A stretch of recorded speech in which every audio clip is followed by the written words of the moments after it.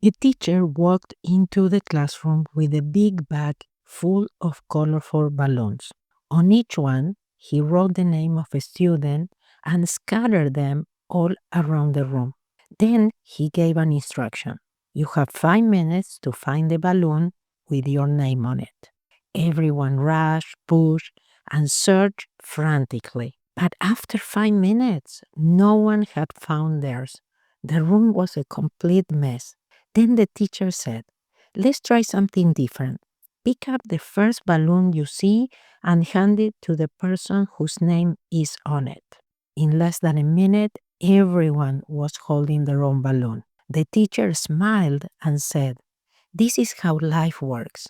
We are all busy chasing our own happiness and rarely find it. But if we help others find theirs, ours will always find us.